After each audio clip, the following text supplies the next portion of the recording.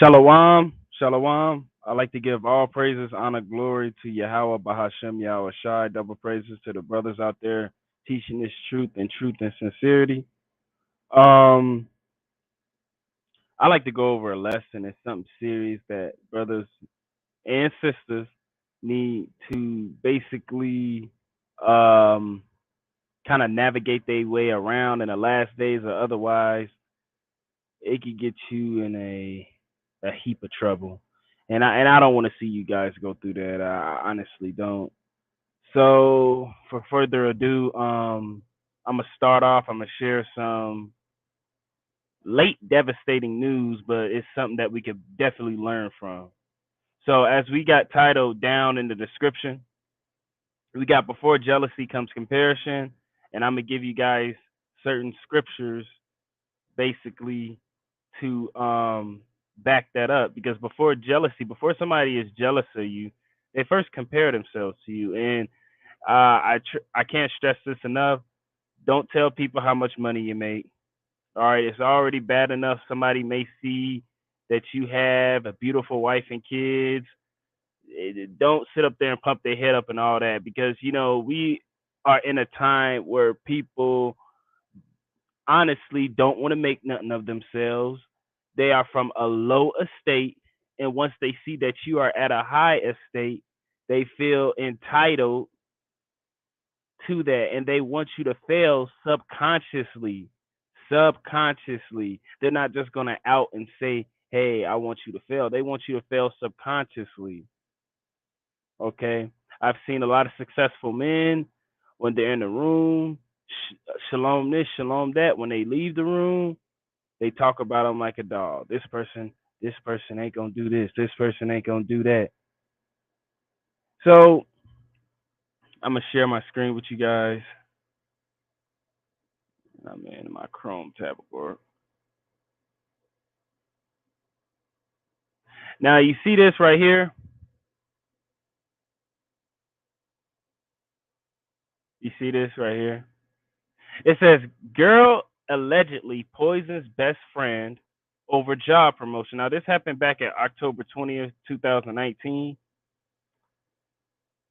A Congolese lady has tragically died after allegedly being poisoned by her jealous best friend for receiving a job promotion ahead of her. According to reports, the lady was poisoned allegedly by her own best friend.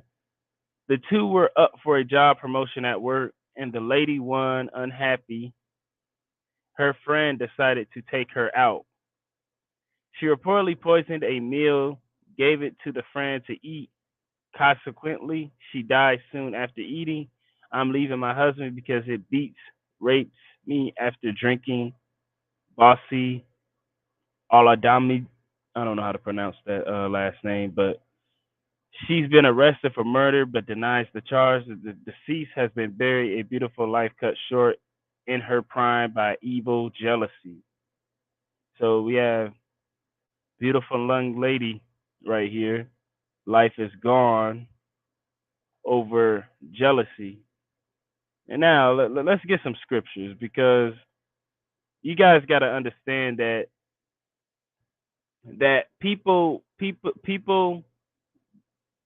not everybody wants the best for you. Not everybody wants to see you do good. Not everybody wants the best for you. Okay, because subconsciously they are in a stuck position. They're stuck. They're stuck in life. They don't want to become nothing in life. They are in a position to where they feel like they are stuck, so they want you to be stuck with them. It is devastating news that this young lady has lost her life over a jealous friend. People feel entitled out here. I made it out of Ohio, where I'm from, and I got people calling me up all the time for money and stuff like that. And I'm like, you know what? Better yet, better than me giving you money, how about I set you up with this job and you will never have to ask me for money again. Yeah, but I don't want to do that type of work. Oh, well then, but you want my money though. But you want that money, but you want my money though.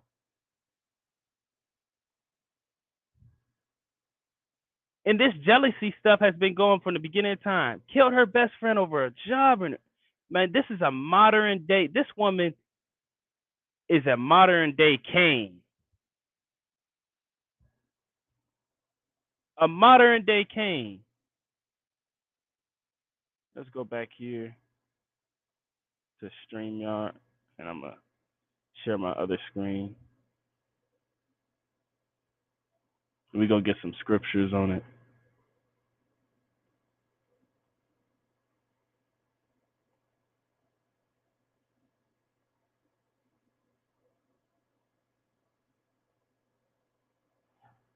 This is Song of Solomon 8:6. Set me as a seal upon thine heart, as a seal upon thine arm. For love is strong as death. Jealousy is cruel as the grave. The coals thereof are coals of fire, which have most vehement flame. This is the most vehement cane. It can consume anything. The one rapper from my hometown that made it, they killed him. They killed him. Wasn't even in his prime yet, rapping in his career, and they killed him.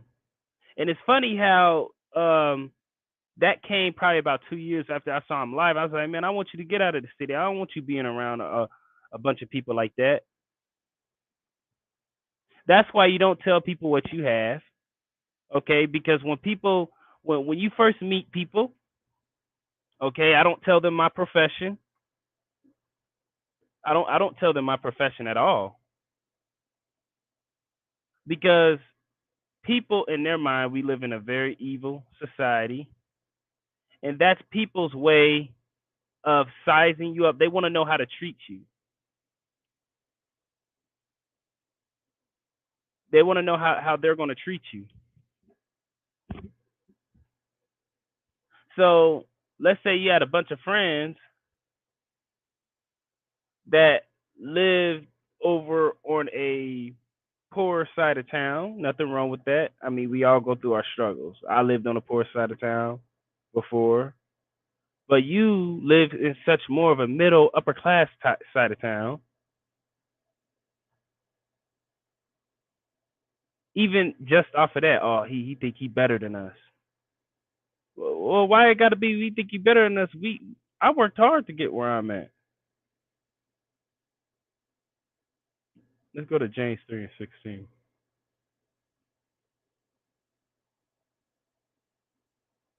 So this is James chapter 3 verse 16.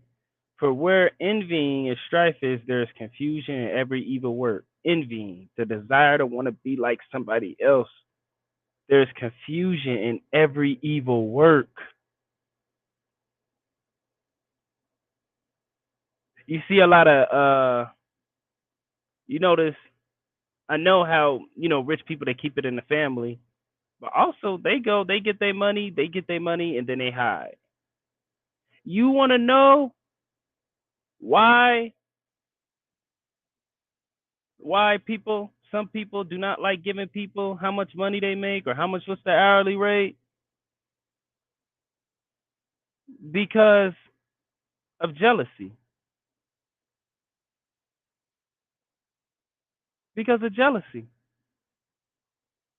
She poisoned this girl. Now, not a lot of cases really don't go that far, but people will go as far as to try to get you fired from your job because they jealous that you happy. You're a black man, you're a Latino man, you're a Mexican man, you're a Native American man, you're happy. And now that people see that you're happy, they want to mess your life up. They want to do more complaints at work. Oh, he's not doing this. He's not doing that. And all of this is over jealousy. And one thing my Um, um, well, let's go to Genesis. I'm gonna give you guys some more examples on this, how far jealousy goes. Joseph. Now, Joseph, I'm gonna read you guys this story in Genesis. This is Genesis 37. You'll start at verse 3. Now Israel loved Joseph more than all his children, because he was the son of his old age, and he made him a coat of many colors.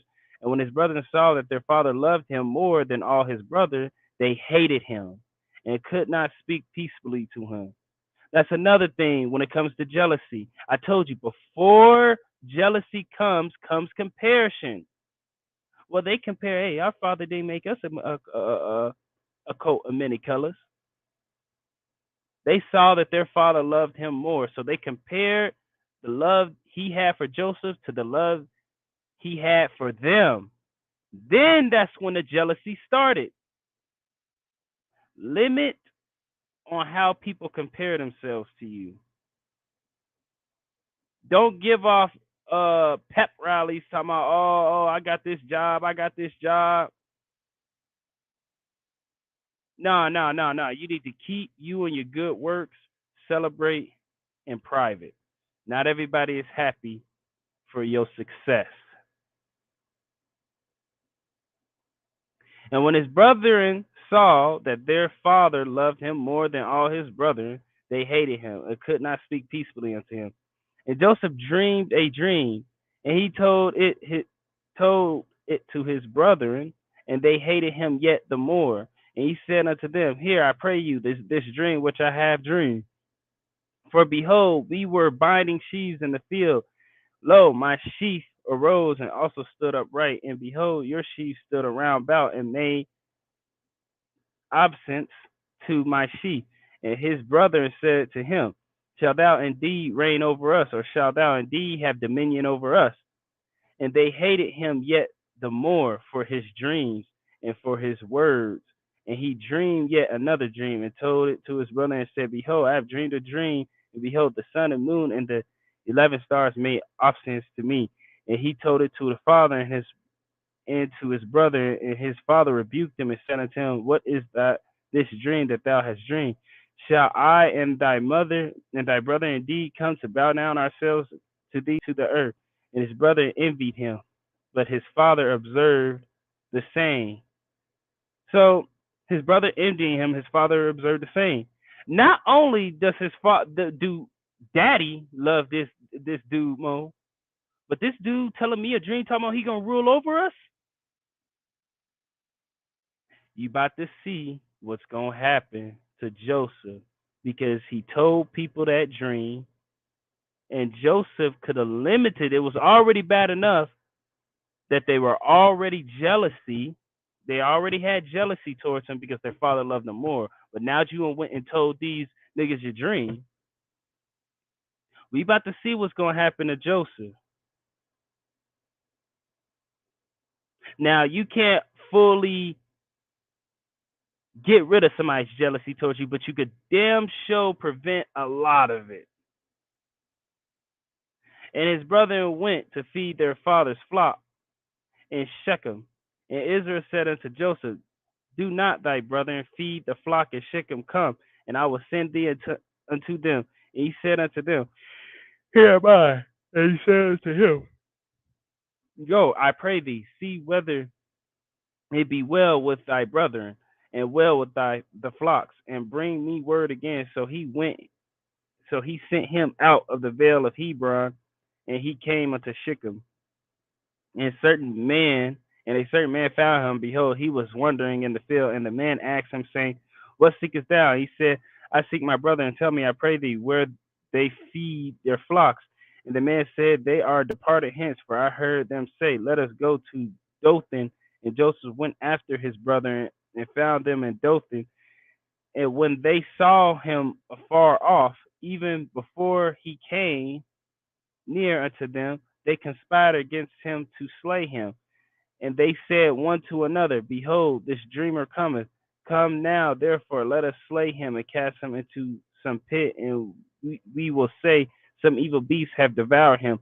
and we shall see what will become of his dreams. And Reuben heard it, and he delivered him out of their hands, and said, Let us not kill him. And Reuben said unto them, Shed no blood, but cast him into this pit that is in the wilderness, and lay no hand upon him, that he might rid him out of their hands, to deliver him to his father again. And it came to pass, when Joseph was coming to his brethren, that thy stripped Joseph out of his coat of many colors that was on him, and they took him and cast him into a pit, and the pit was empty, and there was no water in it.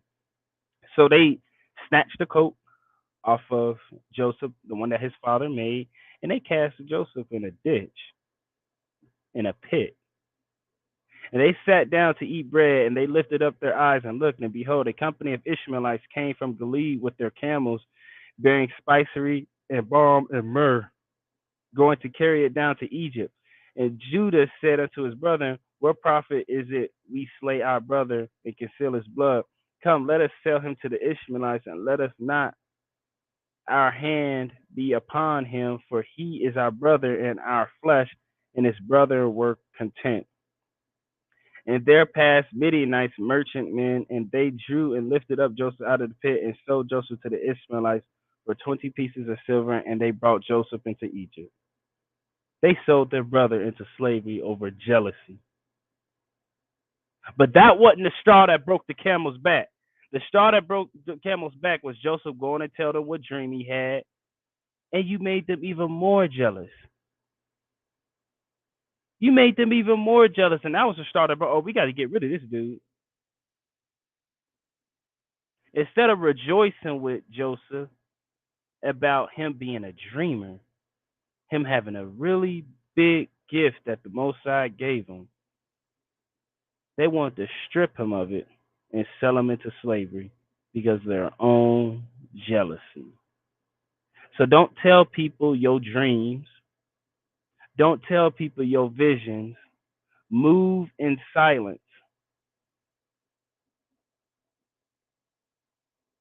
Move in silence.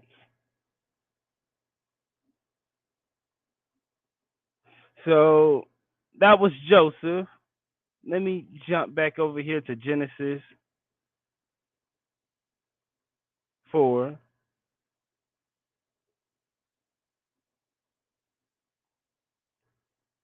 And we're going to start Genesis 4:1. Now, this is Cain and Abel.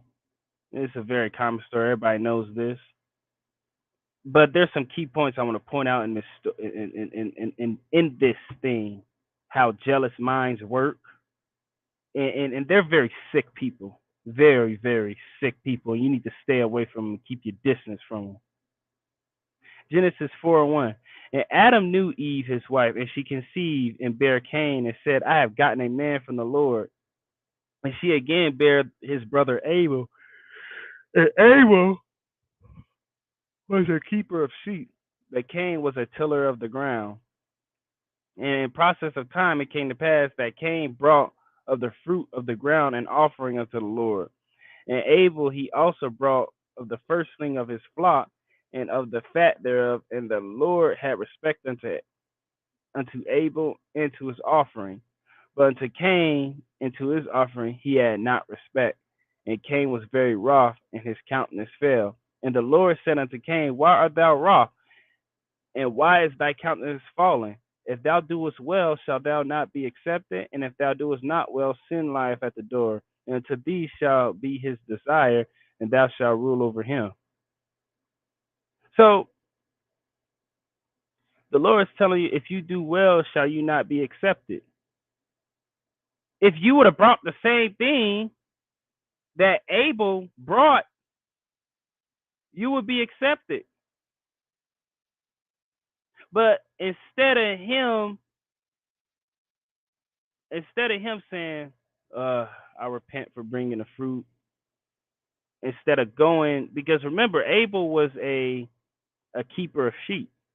So I'm pretty sure Abel didn't kill all his sheep right then and there. So he could have went and asked his brother for some sheep, and he could have sacrificed that with the Lord to make him right with the Lord too. But no, that's not what Cain is going to do.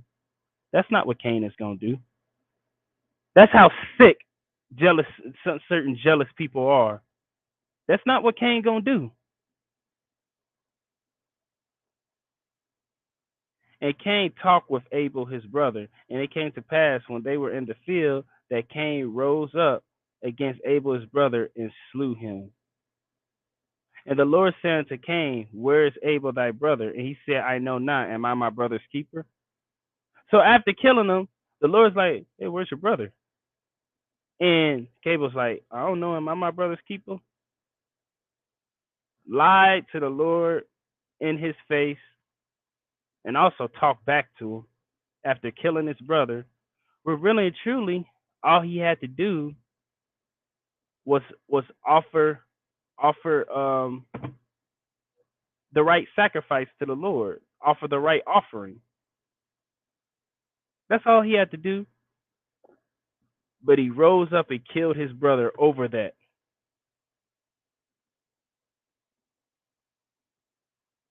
Rose up and killed his brother over that.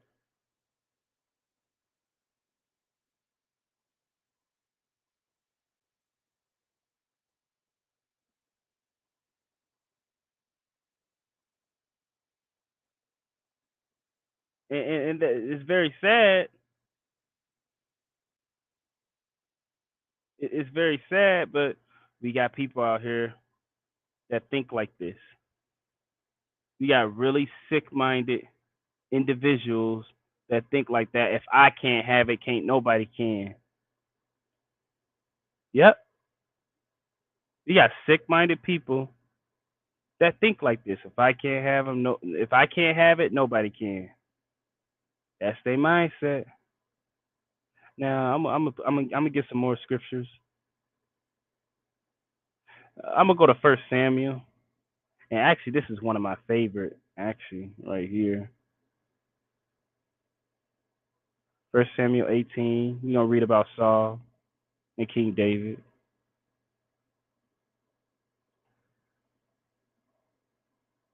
And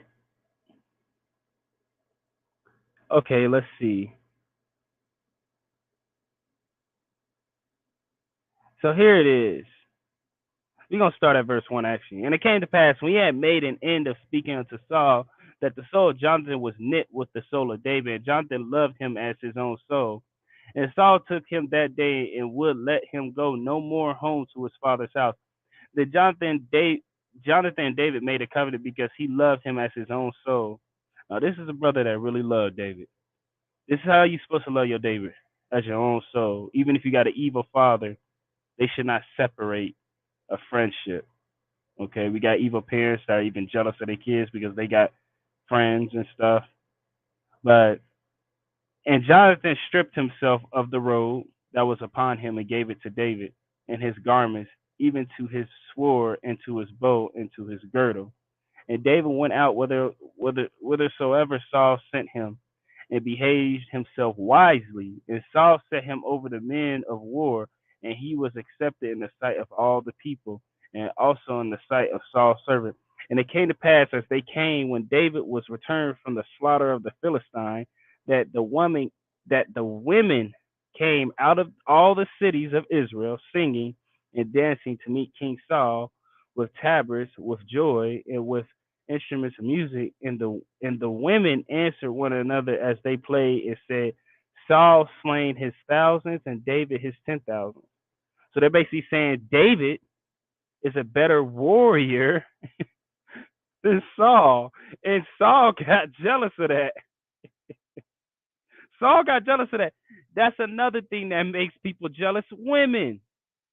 When some men, when some men see that you got more women than them or better looking women than them, they get jealous. That's why I say keep your wives at home. Keep your wives at home. Some people see you got kids. There's a lot of people out here that don't got nobody that care about them. That don't got no kids. They don't got nothing. They don't got a vehicle. They don't got a car. They don't got none of that. And when they see that you winning, They want to take it from you, or they want it to be taken from you because they're constantly comparing themselves with you. Now, David, that was really out of David's control of what those women said, but these situations happen. So David behaved himself very wisely. He didn't boast about it. He didn't go telling Saul more than what he needed to hear. David was very wise about it, and you guys should be very wise too on what y'all tell people. So this is verse 8. And Saul was very wroth, and the saying displeased him. He said, they have ascribed unto David 10,000, and to me they have ascribed but 1,000. What can he have more but the kingdom? And Saul eyed David from that day forward. Eyed him. From that day forward, he eyed him. Wanted to be like him. Now, here's another crazy thing. King Saul was still the king of Israel. Why are you jealous over one warrior winning a battle? You know? Why are you jealous? You are still the king of Israel. You have many wives. You have all the money. You have power at your fingertips. But this simple thing that the women did displeased you and caused you to envy your brother. Just wow. Just wow. And it came to pass on the morrow that the evil spirit from God came upon Saul, and he prophesied in the midst of the house. And David played with his hand as at other times, and there was a javelin in Saul's hand. And Saul cast the javelin, for he said, I will smite David even to the wall with it. And David avoided it out of his presence twice. And Saul was afraid of David because the Lord was with him and was departed from Saul. You guys got to understand, not everybody wants you to be successful. He tried to kill David. Well, dang. I don't even think David had wives in the scripture. Correct me if I'm wrong. He didn't even have a wife yet in the scripture. Didn't have women yet. I don't think so. I don't think so. Don't hold me to that. But yet Saul is very, very, very, very jealous of him. Therefore Saul removed him from him and made him his captain over 1,000. He went out and came in before the people, and David behaved himself wisely in all his ways, and the Lord was with him. Wherefore, when Saul saw that he behaved himself very wisely, he was afraid of him. But all of Israel and Judah loved David because he went out and came in before them. And Saul said to David, behold, my elder daughter Merab, her will I give thee to wife. Only be thou valiant for me and fight the Lord's battles. For Saul said, let not my hand be upon him, but let the hand of the Philistines be upon him.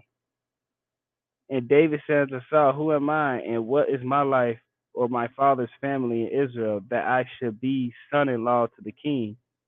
So, David doesn't even want to be a son-in-law to the king because David's humble, and David got himself humbled so much that he like, man, I'm like, well, who am I to be the son-in-law of the king, basically? I mean, that's too much for me. He was a keeper of goats all day. Keeper of goats. Humble lifestyle. And now you telling him you want him to be your son-in-law. But it came to pass at that time when Merab Saul's daughter should have been given to David, that she was given unto Adriel the Meholathite to wife. And Michal, Saul's daughter, loved David, and they told Saul, and the thing pleased him. And Saul said, I will give him her, that she may be a snare to him, and that the hand of the Philistines may be against him. Wherefore Saul unto David, thou shalt this day be my son-in-law in the one of thy twain. He gave a woman as a trap unto him. Now in the hood, usually, usually they have many ways of setting people up, but there were many men that were set up because of women.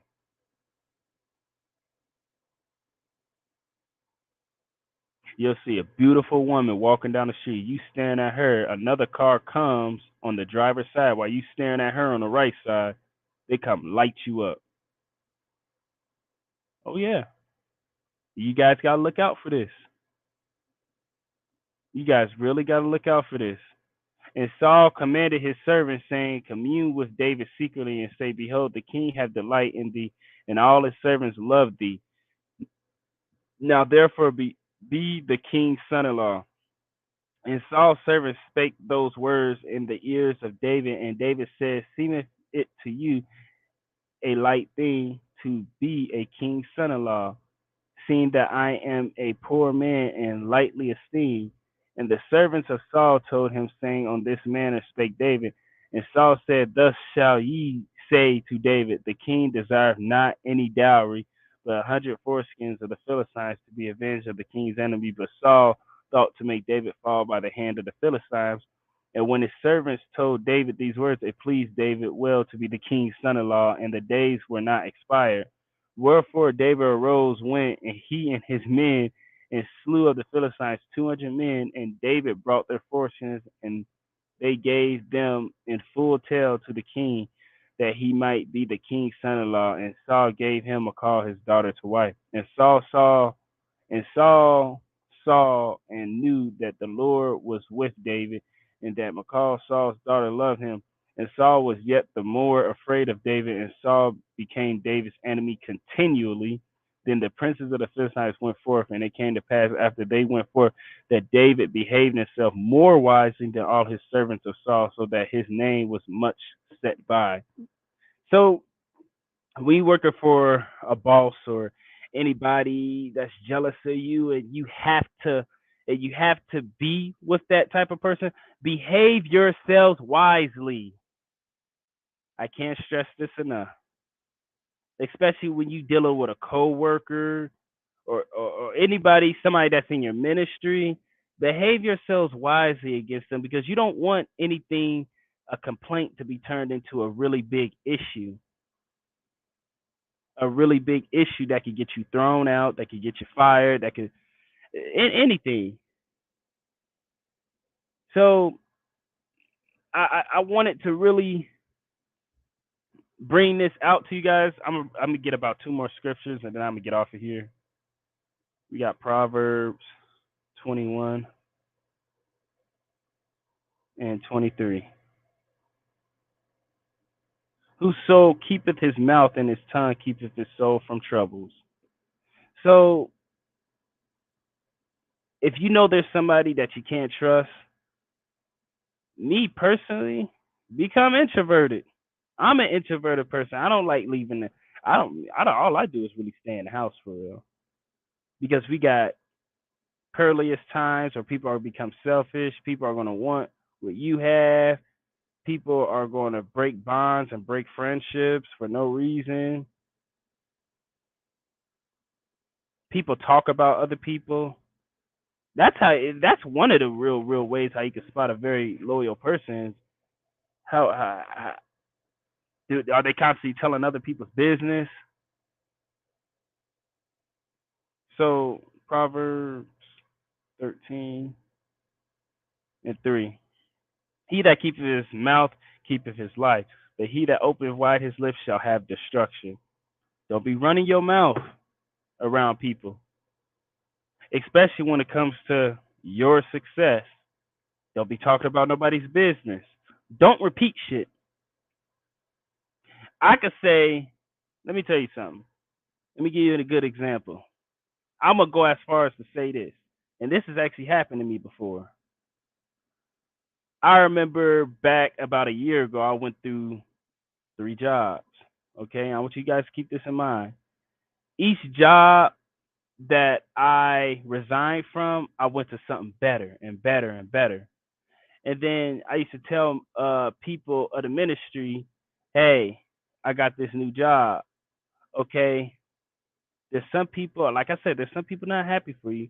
People will turn that positive energy into negative energy, and they'll be like, "Oh, well, he's struggling to keep a job. He can't keep a job. He doing this. He doing that." No, there was some person that offered me more money, and I just left, and now I'm prospering over it.